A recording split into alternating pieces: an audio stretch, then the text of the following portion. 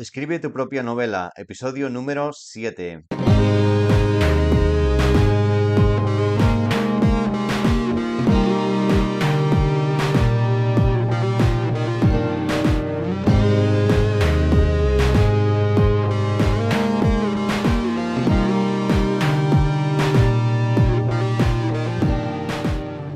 Hola, soy David y estás escuchando Escribe tu propia novela, el podcast en el que aprendemos cómo hacer realidad tu novela, desde la concepción de la historia, su desarrollo y escritura, hasta su publicación. Nos interesan especialmente las historias que nos inspiran a granito, ir haciendo un mundo mejor. Para más información visita escribetupropianovela.wordpress.com.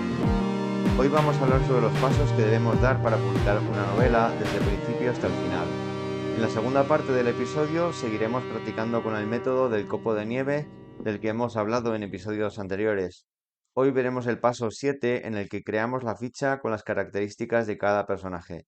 Gracias por acompañarnos hoy. Empezamos. Hola amigos, bienvenidos a este séptimo episodio de Escribe tu propia novela, el podcast en el que aprendemos juntos a escribir nuestra novela. Y como os decía, en este episodio vamos a ver dos cosas. Primero vamos a ver los pasos que tenemos que dar para tener una novela en el mercado, desde la concepción de la idea hasta que el libro esté publicado. Vamos a ver la importancia de no saltarse pasos para que la novela sea lo mejor posible. Es el tema principal de este podcast, pero hoy vamos a ver un resumen general del proceso desde mi punto de vista. En la segunda parte del episodio seguiremos aprendiendo a estructurar nuestra historia utilizando el método del copo de nieve. Hoy veremos el paso 7, que consiste en crear una ficha para cada uno de los personajes. Nos saltamos el paso 6 porque es opcional, como veremos luego. Bueno, em, entonces, sobre el proceso para escribir una novela, desde la concepción hasta la publicación. ¿Y por qué recomiendo no saltarse pasos? Bueno, pues la cuestión de no saltarse pasos es porque em, si hacemos todo en el orden, entre comillas, correcto, nos aseguramos de que lo que vamos a acabar publicando va a ser una cosa de calidad. Tanto si lo enviamos a una editorial como si lo publicamos por nuestra cuenta. Em, en cualquiera de los dos casos queremos que la novela, si es un libro de no ficción también, pues lo mismo, que sea lo más apetecible para el lector posible. Entonces, para que eso sea verdad, es conveniente que sigamos los pasos correctos. Yo he aprendido un poco por las malas que saltarse pasos o seguirlos de la forma incorrecta, pues al final te hace perder tiempo. Y de hecho, bueno, pues al final tienes que volver hacia atrás y volver a hacer cosas que tenías que haber hecho. Bueno, entonces creo que, en resumen, no saltarse pasos hace que la novela sea mejor y que perdamos menos tiempo, ¿de acuerdo? Em, entonces, los pasos serían, primero, la concepción de la historia. Hemos hablado de esto antes, pero básicamente tiene que ser una historia, tenemos que tener como la semilla de una historia muy clara en la cabeza. Si tenemos que ser capaces de resumirla en una frase y tiene que ser una cosa que nos llame la atención. Si no tenemos claro qué tipo de historia o qué tipo de- o sea, si no tenemos claro si el tipo de historia que estamos interesados en escribir puede interesar a otras personas, podemos hacer lo que yo llamo la prueba del café, que consiste en contarle nuestra historia a otra persona mientras nos tomamos un café o lo que nos apetezca, quedamos con un amigo, con un familiar, quien queramos, y le contamos nuestra historia. Y si le resulta interesante, es buena señal, ¿de acuerdo?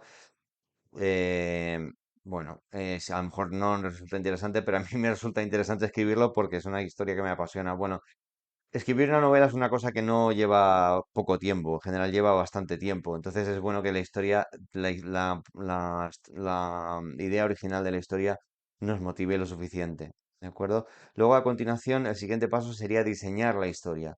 ¿Vale? Es lo que estamos haciendo con lo que el método que estamos viendo aquí, el método del copo de nieve. Hay muchísimos métodos. Hay gente que incluso que no existe, no sigue ningún método, simplemente desarrolla la historia y ya está. De acuerdo, pero yo estoy utilizando este y estoy explicando este porque es el que para mí funciona mejor. Em, Hay gente que de hecho no le gusta diseñar la historia, le gusta simplemente escribir y luego editar después. Hemos hablado de esto en algún episodio anterior. Em, Depende un poco de tu forma de escribir, pero en mi modo de ver es bueno que tengamos una estructura antes pensada antes de escribir. Si no lo haces así, bueno, pues no pasa nada. Lánzate a escribir y luego edita. Em, Cuando estamos escribiendo, una vez que tengamos, digamos, el esqueleto de la historia, sabemos cuál va a ser la historia, por dónde va a ir la historia, mm, sea con el copo de nieve o cualquier otro sistema, tenemos que lanzarnos a escribirla. ¿Y cómo escribimos la historia? Pues esto lo veremos en otro episodio más adelante, pero para esto utilizo yo lo que se llama la técnica de acción-reacción. Lo explica también Randy Ingermanson, el mismo del Copo de Nieve, pero también él se basa en otros autores y bueno, el caso es que cuando lo veamos veremos que tiene lógica, ¿de acuerdo? Entonces, básicamente lo que consiste es en saber quién es el protagonista de cada escena y que cada vez que escribimos algo sea el protagonista reaccionando a lo que otra persona ha hecho o ha dicho, ¿vale? Lo veremos más adelante, pero... em, digamos que el paso siguiente, después de tener la estructura de la novela, es escribir y desarrollar lo que tenemos escrito. Ahí es el momento también un poco de quizá más diversión, probablemente es el momento más divertido para los que nos gusta escribir, ¿de acuerdo? A continuación pasaríamos al lado de la edición, ¿vale? Y entonces ahí es posible que te estés planteando, bueno, pero edición, pero esto lo hacen las editoriales. Em, Hoy en día lo más habitual es que el escritor sea editor, ¿de acuerdo? Por lo menos es muy habitual que las editoriales no dediquen mucho tiempo, mucho esfuerzo a editar libros. Mm, Se espera que cuando tú mandas un libro a una editorial esté medianamente preparado ya para publicar. Y por desgracia, pues habiendo tanta competencia, tantos escritores y demás, em, lo que tienes que mandar tiene que ser algo que tenga ya un poco de sentido, ¿vale? Y para eso tiene que estar editado, ¿vale? Veremos en este podcast más adelante cómo editar una novela, pero te adelanto ya que si tienes bien diseñado la estructura de la novela antes de escribir, te ahorras tiempo después en la edición. Si al revés haces lo contrario, directamente te lanzas a escribir y luego quieres editar, pues te va a ser más difícil, ¿vale? O sea, te quiero decir, te va a llevar más tiempo la edición. Probablemente el resultado final va a ser igual de bueno, o incluso, no lo sé, dependiendo del tipo de escritor, puede que sea incluso mejor. Pero lo que no creo que puedas hacer es saltarte la edición, a no ser que seas un escritor muy experimentado que sabe exactamente lo que funciona y lo que no en cada momento de la novela, ¿vale? ¿Qué pasa si nos saltamos? Esta es la tentación, que nos saltemos el punto de la edición de la novela. Y creo que la mayoría de los editores, de los escritores amateurs, nos tenemos la tentación de saltarnos este punto. Yo escribo mi novela, escribo, le dedico X horas, cuento toda mi historia y le pongo una portada y la publico. O la mando a una editorial o lo que sea. Mm, no sé. Em, Creo que no, este no es el mejor método. Hay gente que esto le funciona y creo que esto suele ser gente que tiene talento para la escritura y probablemente gente que sea muy buenos lectores, que han leído mucho, de tal manera que tienen casi instintivamente la estructura de la novela grabada en la cabeza. Aunque inconscientemente, probablemente no son conscientes, pero a la hora de escribir les sale la estructura de todo lo que han leído antes. Em, pero en cualquier caso es importante, creo que es importante hacer la edición. Y ya veremos, ya digo, más adelante cómo editar. Y no, veremos en episodios más adelante. Eh, el siguiente paso sería la corrección ortotipográfica. No, esto no consiste en O sea, una vez que hemos editado lo que es la historia, ¿vale? Nos dedicamos a preparar el texto, a corrección ortográfica, hay una serie de convenciones gramaticales, ortográficas, de formato, de tipo de letra, etcétera, que se esperan en una editorial, que las editoriales esperan que tengas. Y bueno, pues estoy hablando mucho de editoriales, pero si autopublicas es lo mismo. Si tú autopublicas un libro que no está bien editado y que no está bien revisado ortográficamente, pues no va a ser un libro sólido, no va a ser un libro probablemente, o sea, probablemente el lector que tenga un poco de experiencia leyendo le va a llamar la atención, va a decir, este libro no sé, tiene pinta de que no esté muy bien hecho o se va a notar que no está hecho de forma, entre comillas, profesional o así, ¿vale? Entonces, siempre vamos a intentar dar la mejor apariencia posible al lector. Entonces, por eso la revisión ortotipográfica es importante tanto si mandamos a editorial tradicional como si no. Y veremos más adelante la revisión ortotipográfica en en el podcast, que es una cosa que precisamente sobre la que precisamente estoy aprendiendo ahora mismo bastante, porque me estoy dedicando a ella con mi novela. Y el siguiente paso sería el registro en la propiedad intelectual. Puedes, no sé, hay gente que a lo mejor se quiere saltar este paso. A mí me da más tranquilidad tener una cosa registrada en registro de propiedad intelectual. Donde yo vivo hay un registro telemático, ¿vale? Entonces lo mandas ahí y ahí me imagino que en distintos sitios hay distintas formas de hacerlo. Pero bueno, pues este yo creo que es un paso que merece la pena no saltarse. No es demasiado complicado, no es demasiado caro, bueno, pues creo que merece la pena, ¿vale? Por lo menos donde yo vivo, ¿no? En España. Y la publicación, una vez que publicas, que sería el siguiente paso, ¿vale?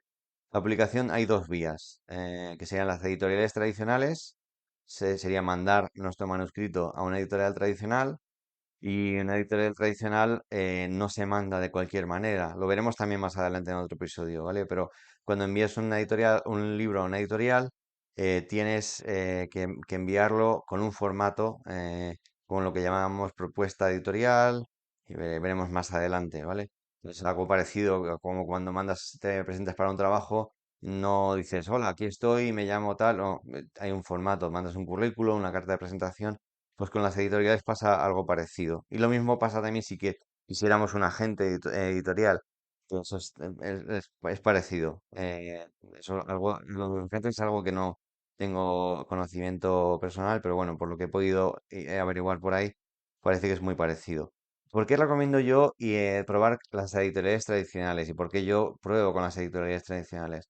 Porque creo que es una forma de aprender. O sea, yo ahora mismo no tengo prisa por publicar, ¿vale? Yo lo que quiero ahora mismo es aprender y que cuando llegue el momento en que mis libros estén publicados, sepa que son libros con calidad suficiente para leerse. Si mandas tu manuscrito a una editorial tradicional, tienes que hacer todo este proceso de enviar la propuesta editorial, lo cual te hace a su vez pensar en lo que has escrito, analizarlo, eh, ver- sintetizar la historia. em, si tienes la gran suerte que yo la he tenido de que te contesten y te digan algo la opinión que han tenido de la lectura, pues eso es valiosísimo, valiosísimo para poder aprender y de cara a próximas novelas. Entonces yo no me saltaría este paso. Tiempo de autopublicar siempre hay, ¿vale? Hoy en día la autopublicación es muy fácil, entre comillas. Parece ser que es muy fácil. Sinceramente es algo que no conozco bien porque yo me he lanzado por la vía tradicional. Pero lo que sí que tengo claro es que si no, lo que tengo pendiente de publicar en editorial tradicional, si no lo consigo publicar por esa vía, voy a lanzarme a autopublicar. Y autopublicar, em, la forma más conocida es a través de Amazon, que consiste en hacer un archivo de texto en el formato de Amazon y entonces se imprime bajo demanda. La persona que quiere comprarlo lo solicita, lo compra y entonces en ese momento Amazon lo imprime y lo envía al comprador. Em, Tiene una serie de ventajas. lo veremos más adelante, pero como todo, bueno, y luego otra forma de autopublicar sería montando tu propio comercio online, ¿vale? Pues eso ya es un paso más profesional, digamos. Em, si haces la autoaplicación hay que tener en cuenta también pues que hay que cuidar cosas como la corrección ortotipográfica que habíamos antes o la elección de la portada, además, ¿vale? Ese tipo de cosas, cuanto más las cuidemos, más vamos a destacar ante otro, o sea, en una librería online.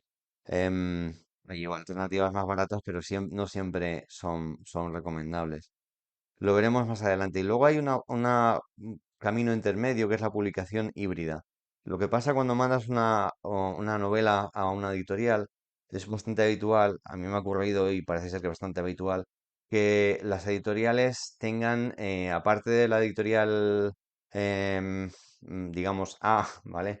Que es en la que publican a los autores en los que están realmente interesados y les pagan o sea, una editorial tradicional no cobra a un autor, ¿vale?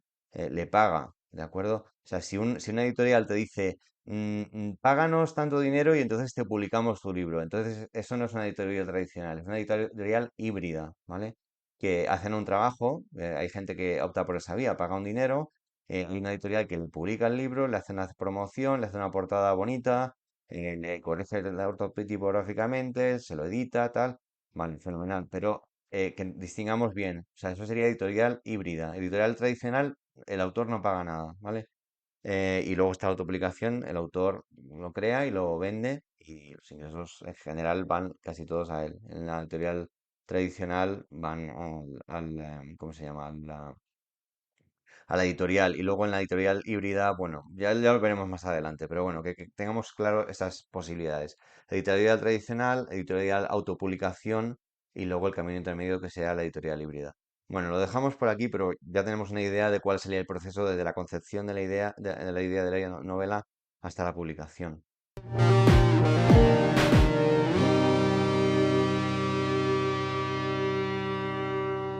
Bueno, y en esta segunda parte del episodio, pues como solemos hacer, vamos a hablar un poquito de cuestiones más técnicas, más de técnica de escritura, ¿vale? Entonces, y seguimos con el método del copo de nieve. Em, como bueno, si os habéis perdido los episodios anteriores, estamos siguiendo el método del copo de nieve que se inventó Randy Ingermanson. Y bueno, pues si te los has perdido, te recomiendo que vuelvas atrás a los episodios anteriores y le eches un vistazo a esto. Em, Vamos a ver el paso 7, pero antes de empezar voy a dar un pequeño repaso de lo que o sea, de lo que son los pasos anteriores. Y bueno, debo reconocer aquí que yo mismo tengo que mirar los pasos, no me los sé de memoria. Y esto es normal, ¿no? Esos son pasos un poco lógicos la secuencia, pero estamos hablando de pasos concretos, pues no quiero equivocarme de orden, ¿vale? Entonces estoy mirando aquí. Bueno, el primer paso es lo que lo hemos mencionado en la primera parte del episodio también. Sería el resumen en una frase, ¿vale? Es como la clave, la semilla de la historia, ¿vale? Paso número 2 es cómo transformar esa frase en un párrafo, ¿vale? Y si escuchas los episodios anteriores, ves cómo lo estamos haciendo. Estamos trabajando con la historia de Caperucita Roja, es una historia conocida y la estamos utilizando de ejemplo. En el paso número 3 es hacer fichas de los personajes, ¿vale? Y en estas fichas, pues hablamos básicamente de los valores de esos personajes, de la interioridad, la, mm, lo que llevan estos personajes en su interior, sus ambiciones, sus miedos, etcétera, sus conflictos. Vale, el paso número 4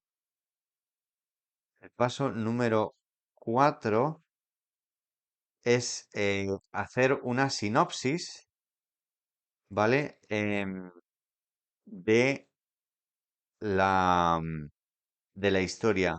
Hemos hecho antes la sinopsis en un párrafo, pasamos en el paso 4 a convertir esa historia en una página entera, ¿de acuerdo? Entonces ya con esto tenemos una idea muy completa de cómo va a ser la historia. En el paso número 5 lo que hacemos es eso mismo, pero con cada uno de los personajes. Hacemos la historia, pero vista desde el punto de vista de uno de los personajes. Lo hacemos con los personajes más importantes. Esto lo vimos en el episodio anterior del podcast. El paso número 6 que nos lo vamos a saltar, y os voy a decir por qué. El paso número 6 sería hacer una sinopsis larga. Consistiría en esa página que hemos hecho, en la que hemos desarrollado la historia, la convertiríamos en 3 páginas. ¿Vale? Sería pasar de una página a 3 páginas.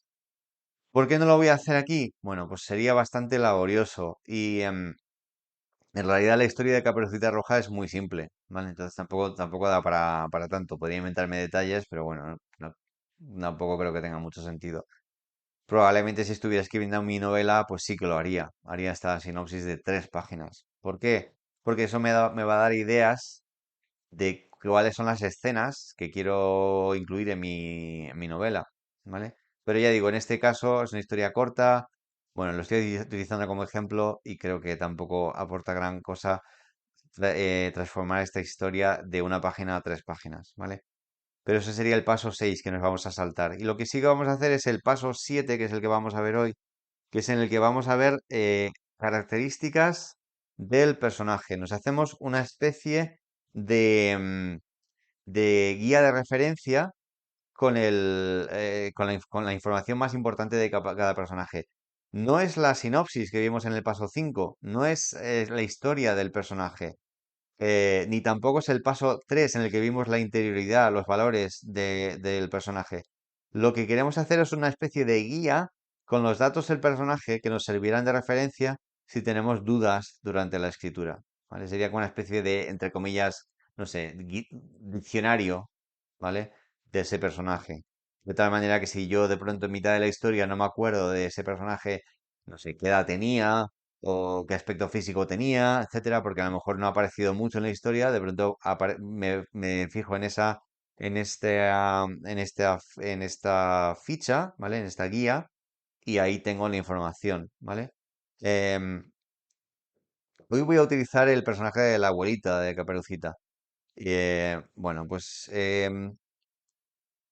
los datos que he puesto de ella. Podemos poner más, podemos entrar en mucho detalle, ¿eh? Pero bueno, aquí tampoco entra en tantísimo detalle. Bueno, y bueno, vais a ver, me he inventado algunas cosas así, que me parecían graciosas. Bueno, la abuelita de Caperucita, el nombre que le he puesto, Herminia, ¿vale? Herminia. Me imagino como una, no lo pongo aquí, pero me imagino como si fuera una persona pues de un pueblo de Aragón o por ahí, ¿vale? Bueno, edad 86 años, ¿vale? Estatura 1,46 metros. Peso 60 kilos. Herencia étnica sur de Europa. Color de pelo ahora blanco, de joven lo tenía castaño. Color de ojos azul claro. Personalidad introvertida y reservada. Hobbies, hacer bordados y punto y cocinar. Pero con su enfermedad lo ha tenido que dejar. Libros favoritos, no sabe leer, pero siempre le ha gustado oír historias de caballeros y princesas y otras leyendas sobre personajes del bosque. Especialmente recuerda las que le contaba a su padre y que ella le contó a sus hijos. Descripción de su casa. Su casa es una casa de piedra, en mitad del bosque. La construyó su padre y ha tenido distintas reparaciones para aguantar los casi 100 años que tiene. Es acogedora, aunque los años que tiene se notan. Los aislamientos necesitan mejora. Hay filtraciones de humedad y ella no tiene forma de salir ya a por leña, con lo que tiene que utilizar solo lo imprescindible y a veces pasa frío. Hay 2 habitaciones y un salón que hace las veces de cocina también. Todas las estancias son pequeñas. No hay agua corriente. La decoración es casera. Educación. No ha estudiado. De pequeña su tío le intentó enseñar a leer, pero apenas aprendió nada, porque su padre necesitaba que le ayudase en el campo con el ganado. Experiencia profesional. Ha hecho todo lo necesario en casa, cuidar de los animales que tenían sus padres y que le dejaron para cuidar con su marido, ovejas, cabras y una vaca, cuidar los cultivos, cuidar de sus 3 hijos y su marido, cocinar, limpiar, lavar la ropa, planchar. Familia. Es viuda de Honorio, que falleció hace 2 años. Tiene 2 hijos que viven en un pueblo a 20 kilómetros de distancia y una hija, María, que vive con su marido y su hijo e hija en otra casita del bosque, a poco más de 2 kilómetros de distancia. Su nieta Caperucita es hija de María. María suele visitarla a diario, sobre todo desde que el reuma le ha dejado postrada en cama. Peor memoria de la infancia. La muerte de su padre, a manos de un lobo. A los 10 años le impactó profundamente. Vivió desde entonces con su madre y su hermana pequeña, que también se fue al pueblo y le visita una vez al mes aproximadamente, aunque también empieza a tener achaques de salud. Principal característica de su personalidad. Tiene mucha resistencia tanto física como mental. Ha sufrido mucho y el sufrimiento le ha hecho muy fuerte. Principal debilidad. Ha perdido la esperanza de que la vida pueda ofrecerle cosas buenas. Solo le alivia el cariño de su hija y su nieta. Principal esperanza, reunirse con sus padres y su marido en el cielo. Principal miedo, tiene miedo al sufrimiento en lo que le queda de vida y a ser atacada por el lobo que sabe que merodea por la zona. ¿Cómo otros ven al personaje? Como una persona extraña y huidiza, aunque siempre dispuesta a ayudar cuando hace falta. Solo su hija y su nieta conocen realmente la ternura de su corazón. ¿Cómo cambiará el personaje? Al salvarse del ataque del lobo, se decide aprovechar lo que le queda de vida e irse a vivir con su hija María y su familia. Bueno, pues esto, hasta ahí lo que he puesto sobre la abuela de Caperucita. Si fuera mi propia novela, probablemente le dedicaría más tiempo, incluiría más detalles, más anécdotas, cosas que puedan dar jugo durante la historia. Y si fuera un personaje más protagonista, más aún, ¿vale? Empieza a ser, bueno, la abuela es un personaje bastante importante en la historia, pero bueno, más importante sería Caperucita, y probablemente con Caperucita pues le dedicaría más tiempo. Y si fuera ya digo, si fuera un personaje de mi novela, sí que le dedicaría tiempo en buscar algún detalle más, tampoco mucho más, ¿eh? Yo creo que pero eso nos evita problemas como decir, por ejemplo, en el episodio 1 del capítulo 1 de tu novela, un personaje tiene los ojos azules y luego en el capítulo 7 tiene los ojos verdes. Pues, ¿qué pasa? ¿Ha cambiado de color? No, pues, bueno, pues ese tipo de inconsistencias pues se evitan si tienes este tipo esta herramienta, ¿vale? Entonces, este es el paso 7 del método del copo de nieve que os recomiendo mucho.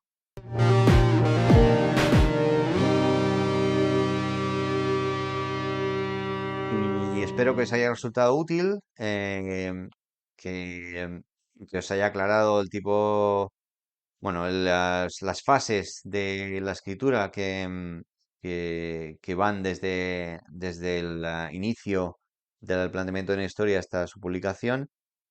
Y sobre todo que os animéis a escribir, que es lo divertido de todo esto, ¿vale? Que es lo interesante. Bueno, antes de marcharnos, te comento que el siguiente episodio se publicará, pues, ese episodio lo estoy publicando aproximadamente cada 2 semanas. Intentaré que sea dentro de 2 semanas.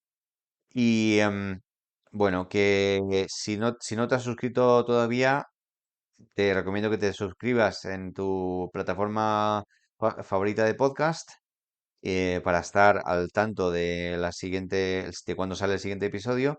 Y también puedes consultar el blog que acompaña al podcast, que es escribetupropianovela.wordpress.com. Y si conoces a gente que le puede interesar el podcast, que esté interesado en estos mismos temas, de escribir una novela, pues háblales del podcast, háblales del blog y pásales el enlace, ¿vale? Y también me gustaría mucho saber vuestra opinión, qué os parecen estos episodios, si hay alguna cosa que os interesa que tratemos aquí. Bueno, para todo ello me puedes escribir un comentario en el propio podcast, en el blog o casi más fácil en el correo electrónico escribe tu propia novela @gmail.com. Bueno, pues eso, os espero en el próximo episodio y hasta entonces espero que seáis muy felices y muy creativos y que os animéis a escribir. Bueno, pues un abrazo, adiós.